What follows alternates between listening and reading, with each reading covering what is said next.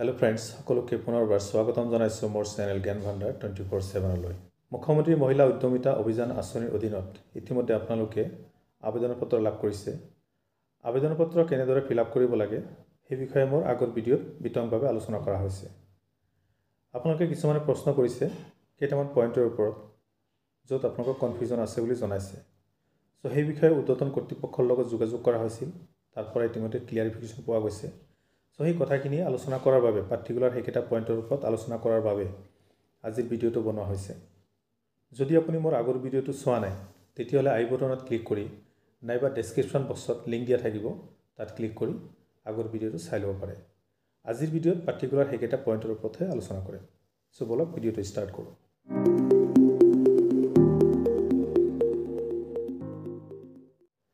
যিহেতু আবেদন পত্ৰখন খুবেই ইম্পৰ্টেণ্ট, এইকাৰণে যে এগৰাকী বাইদেউ এটাহে আবেদন পত্ৰ লাভ কৰিছে। কিবা কাৰণত যদি আবেদন পত্ৰটো ৰিজেক্ট হৈ যায়, ফিল আপ কৰাত কিবা কটাকটি হয়, অভাৰ ৰাইটিং হয়, তেতিয়াহ'লে ফৰ্মটো ৰিজেক্ট হ'ব। গতিকে ভিডিঅ'টো বনোৱা হৈছে যাতে আপোনালোকে সকলো বিষয় ক্লিয়াৰ হৈ পেলাইহে ফৰ্মটো ফিল আপ কৰিব পাৰে। চ' প্ৰথমতে চাওঁ আহক, পইণ্ট নম্বৰ 3ত আছে আত্মসহায়ক গোটৰ MIS কোড। চ' আত্মসহায়ক গোটৰ MIS কোড লৈ পেলাই আমাৰ মাজত এটা কনফিউজন আছে যে NRLM পৰ্টেলত এটা MIS কোড আছে আৰু লকছ পৰ্টেলত এটা MIS কোড আছে। চ' ইয়াত কোনটো MIS কোড দিব? চ' NRLM পৰ্টেলত যিটো MIS কোড আছে সেইটো 5 ডিজিটৰ, 6 ডিজিটৰ নাইবা 7 ডিজিটৰ হয়। আনহাতে লকছ পৰ্টেলত যিটো MIS কোড আছে সেইটো হৈছে 11 ডিজিটৰ হয়। আপোনালোকে এই 11 ডিজিটৰ MIS কোডটো ইয়াত এণ্ট্ৰি কৰিব, ইয়াত লিখিব। চ' সেই লকছ পৰ্টেলৰ যিটো MIS কোড সেইটো আপুনি ক'ত পাব? চ' ইয়াৰ বাবে আপুনি নিৰ্ভৰ কৰিব লাগিব জীৱিকা সখী বা আপোনাৰ ব্লকত যিসকল সখী বাইদেউসকল আছে আপোনাৰ পঞ্চায়তত, সেই সখী বাইদেউসকলৰ পৰা MIS কোডটো কালেকশ্যন কৰিব। সখী বাইদেউসকলৰ উদ্দেশ্য কৈছোঁ যে আপোনালোকে যিটো 11 ডিজিটৰ MIS কোড, লকছ পৰ্টেলৰ MIS কোড, সেই MIS কোডটো ক'ত পাব? চ' ইয়াৰ বাবে আপুনি ব্লকৰ লগত যোগাযোগ কৰিব পাৰিব। চ' ব্লকৰ পৰা আপোনাক গোটেই MIS কোডবিলাক দিব পাৰিব, নাইবা আপোনাৰ পঞ্চায়তত যিসমূহ ভিঅ'ৰ বুক কিপাৰ আছে, যিসকলে লকছ পৰ্টেলত কাম কৰে, তেওঁলোকৰ পৰা আপুনি MIS কোডবিলাক কালেকশ্যন কৰিব পাৰিব। চ' মনত ৰাখিব যে লকছ পৰ্টেলৰ যিটো MIS কোড সেইটো হ'ব 11 ডিজিটৰ, সেই MIS কোডটোহে ইয়াত এই 3 নম্বৰত লিখিব। চ' ইয়াৰ পিছত চাওক মোবাইল নম্বৰ। চ' মোবাইল নম্বৰটো খুবেই ইজি যদিও, চ' ইয়াত চাবলগীয়া বিষয়টো হৈছে যে মোবাইল নম্বৰটো সদায় এটা এক্টিভ মোবাইল নম্বৰ দিব, ভুলতো ইনএক্টিভ মোবাইল নম্বৰ নিদিব। যদি আত্মসহায়ক গোটৰ বাইদেউৰ নিজৰ মোবাইল নম্বৰ নাথাকে তেতিয়াহ'লে ঘৰৰ অন্য সদস্যৰ মোবাইল নম্বৰ দিলেও হ'ব, কিন্তু এক্টিভ মোবাইল নম্বৰহে দিব। 5 নম্বৰত চাওক, ইয়াত জাতি বা কাষ্ট যিটো আছে, চ' কেতিয়াবা কি হয় হাজবেণ্ডৰ জাতি আৰু মহিলাগৰাকীৰ জাতি বেলেগ বেলেগ হ'ব পাৰে। সেই ক্ষেত্ৰত হাজবেণ্ডৰ জাতি দিব নে মহিলাগৰাকীৰ জাতি দিব, এইটো লৈ এটা কনফিউজন থাকি যায়। ইয়াত মহিলাগৰাকীৰ যিটো জাতি আছে সেই জাতিটোহে দিব। অৰ্থাৎ হাজবেণ্ডগৰাকী যদি সাধাৰণ শ্ৰেণীৰ হয় আৰু মহিলাগৰাকী যদি আপোনাৰ অনুসূচিত জনজাতিৰ হয়, তেতিয়াহ'লে মহিলাগৰাকীৰ যিটো কাষ্ট, অনুসূচিত জনজাতি, সেইটোহে দিব। চ' ইয়াৰ পিছত যাওঁ আমি, যিটো আপোনাৰ আছে 16 নম্বৰত বিধানসভা সমষ্টিৰ নাম।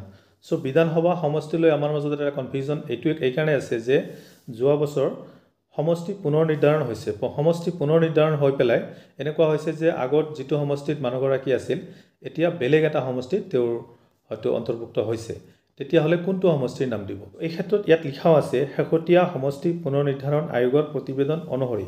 অৰ্থাৎ সমষ্টি পুনৰ নিৰ্ধাৰণৰ পিছত বা ডিলিমিটেশ্যন হোৱাৰ পিছত যিটো নতুন সমষ্টিৰ সৃষ্টি হৈছে, সেই নতুন সমষ্টিৰ নামহে ইয়াত লিখিব। ইয়াৰ পিছত 20ৰ ক'ত চাওক, অমৃত বৃক্ষ আন্দোলনত ৰোপণ কৰা গছপুলিকেইটা জীয়াই আছে আৰু ডাঙৰ হৈছেনে?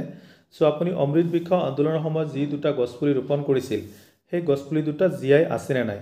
ইয়াত চিম্পলি যদি জীয়াই আছে য়েছ দিব, আৰু যদি নাই ন' দিব। চ' জীয়াই নাথাকিলেও আপুনি চিন্তা নাই, আপুনি ন' দিব পাৰিব, তাৰ কাৰণে একো অসুবিধা নহয়। খ নম্বৰত আছে যদি নহয় সেই ঠাইত নতুন গছপুলি ৰোপণ কৰা হৈছেনে?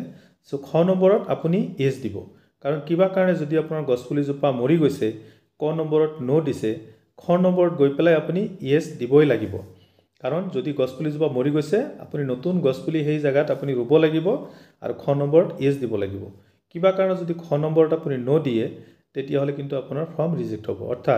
অৰ্থাৎ 20ৰ ক আৰু খ দুয়োটাতে যদি আপুনি ন' বুলি দিয়ে, তেতিয়াহ'লে কিন্তু আপোনাৰ ফৰ্মটো মাষ্ট ৰিজেক্ট হ'বই। গতিকে মনত ৰাখিব, 20ৰ ক নম্বৰত যদি য়েছ দিয়ে, তেতিয়াহ'লে খ নম্বৰত একো দিব নালাগে, আৰু 20ৰ ক নম্বৰত যদি ন' দিয়ে, খ নম্বৰত য়েছ দিবই লাগিব। এতিয়া চাওক 22 নম্বৰত পুঁজিৰ দ্বাৰা গ্ৰহণ কৰিবলগীয়া অৰ্থনৈতিক কাৰ্যকলাপ। সো আপুনি যেতিয়া 10,000 টকা পাব, এই 10,000 টকা পোৱাৰ পিছত আপুনি কি উপাৰ্জনমুখী কামত আপুনি টকাটো ইউজ কৰিব, সেইটো আপুনি ইয়াত খালি জায়গাটো দিব লাগিব। সো কি অপশ্যন আছে সেইটো গ শাখাত বা সেকশন চিট লিখা আছে, সেইটো চাই আপুনি দিব। কিন্তু মোৰ কথা হৈছে যে ইয়াৰ লগত আপুনি অকল লিখি দিলেই নহ'ব, ইয়াৰ লগত আপুনি ব্যৱসায়িক পৰিকল্পনা বা বিজনেছ প্লেন এটা দিব লাগিব। যদি বিজনেছ প্লেন নিদিয়ে তেতিয়াহ'লে কিন্তু আপোনাৰ ফৰ্মটো ৰিজেক্ট হ'ব। সো বিজনেছ প্লেন কেনেকৈ বনাব এই বিষয়ত মই পৰৱৰ্তী ভিডিঅ'ত বিতংভাৱে আলোচনা কৰিম। সো সেই ভিডিঅ'টো অহালৈ অপেক্ষা কৰক। তাৰ আগতে আপুনি ফৰ্মটো ছাবমিট নকৰিব, আৰু ফৰ্ম ছাবমিট কৰাৰ কাৰণে একো খৰদৰ কৰিব নালাগে, যথেষ্ট সময় পাব ফৰ্ম ফিল আপ কৰাৰ কাৰণে আৰু সেইটো ছাবমিট কৰাৰ কাৰণে। সো মোৰ পৰৱৰ্তী ভিডিঅ' বিজনেছ প্লেনৰ ওপৰত থাকিব, সেইটো চাই পেলাই আপুনি নিজে আপোনাৰ বিজনেছ প্লেন বনাব পাৰিব আৰু সেই বিজনেছ প্লেনটোহে আপুনি জমা কৰিব। আৰু 22 নম্বৰত অকল আপুনি এটা এক্টিভিটিহে লিখিব পাৰিব, অৰ্থাৎ আপুনি যি 10,000 টকা লাভ কৰিব সেই 10,000 টকা আপুনি এটা কামৰ কাৰণেহে ব্যৱহাৰ কৰিব পাৰিব। সো এতিয়া চাওক সংকল্প পত্ৰ 1ত আছে, আকৌ আছে যে মোৰ MIS কোড। সো ইয়াত মোৰ MIS কোড নহয়, এইটো হ'ব আত্মসহায়ক গোটটোৰ যিটো MIS কোড আছে সেই MIS কোডটোহে ইয়াত দিব। আমাৰ আত্মসহায়ক গোটৰ যিসকল মহিলা আছে, সদস্য আছে, সকলো সদস্যাৰ যিটো মেম্বাৰ কোড আছে, সো এই মেম্বাৰ কোডটো কিন্তু ইয়াত নিদিব ভুলতো। লোকছ পৰ্টেলৰ যিটো 11 ডিজিটৰ কোড নাম্বাৰ আত্মসহায়ক গোটৰ, যিটো আপুনি 3 নম্বৰত এণ্ট্ৰি কৰিছে লিখিছে, সেই একে কোড নাম্বাৰটো ইয়াতো দিব। অৰ্থাৎ 3 নম্বৰ আৰু সংকল্প পত্ৰ 1ৰ যিটো MIS কোড একে হ'ব লাগিব। এতিয়া সংকল্প পত্ৰ 2ত চাওক, সংকল্প পত্ৰ 2টো সেম মোৰ MIS কোড আছে, সো ইয়াতো সেই একে MIS কোডটোৱে দিব। অৰ্থাৎ 3 নম্বৰ, সংকল্প পত্ৰ 1 আৰু সংকল্প পত্ৰ 2 এই তিনিটা জায়গাত যিটো MIS কোড আছে সেই MIS কোডটো একে হ'ব। সো ইয়াত যিটো মোৰ MIS কোড, ইয়াত যদি কিবা কনফিউজন আপোনাৰ আছে তেতিয়াহ'লে আপুনি সংকল্প পত্ৰ যিটো ইংলিছত লিখা আছে তাত চাওক লিখাই আছে self help group with MIS code. So মোৰ MIS কোড লৈ কোনো কনফিউজন হ'ব নালাগে, এইটো সদস্যগৰাকীৰ মেম্বাৰ কোড নহয়, এইটো সেল্ফ হেল্প গ্ৰুপৰ MIS কোডহে। সো এতিয়া ইম্পৰ্টেণ্ট বিষয় এটা, যিটো প্ৰশ্ন সকলোৱে কৰি থাকে যে অমৃত বৃক্ষ আন্দোলনৰ যি ফটো, দুটা ফটো ইয়াত আপুনি পেষ্ট কৰিব লাগে, ইয়াত আপুনি আঠা লগাই দিব লাগিব, গাঁঠি দিব লাগিব। সেই ফটো দুটা গছপুলিজোপাৰ ফটো হ'ব, গছপুলিজোপাৰ লগত মহিলাগৰাকী একেলগে ফটো উঠিব লাগিব। সো এইটো হৈছে যে গছপুলিজোপা যেনেকুৱা আপোনালোকে অমৃত বৃক্ষ আন্দোলনৰ সময়ত ফটো উঠিছিল, ঠিক তেনেকৈ গছপুলিজোপাৰ লগত মহিলাগৰাকী নিজেও ফটো উঠিব লাগিব। সো তাৰ কাৰণে আপুনি ধুনীয়াকৈ বহিব, গছপুলিজোপা ৰোপণ কৰাৰ দৰে আপুনি একেলগে বহি ফটো উঠিব লাগিব। সো ফটো ইতিমধ্যে আগতে আলোচনা কৰা হৈছে, ফটো হ'ব লাগিব জিঅ' টেগ, অৰ্থাৎ GPS কেমেৰাৰে ফটো তুলিব লাগিব, য'ত ফটোৰ ওপৰত ডেট, টাইম আৰু প্লেচ এই তিনিটা বস্তু, লগতে GPS কোঅৰ্ডিনেটৰ এইখিনি যাতে থাকে, তেনেকৈ GPS কেমেৰাৰে ফটো উঠিব লাগিব। সো ফ্ৰেণ্ডছ, এইখিনি আছিলে আজিৰ ভিডিঅ'টো। পৰৱৰ্তী ভিডিঅ' লৈ আহি আছোঁ বিজনেছ প্লেনৰ ওপৰত। আজিৰ ভিডিঅ'টো যদি ভাল লাগিছে তেন্তে লাইক কৰিব আৰু সকলোৰে মাজত শ্বেয়াৰ কৰি দিব আৰু আপোনাৰ মতামত কমেণ্ট বক্সৰ জৰিয়তে জনাব। ধন্যবাদ।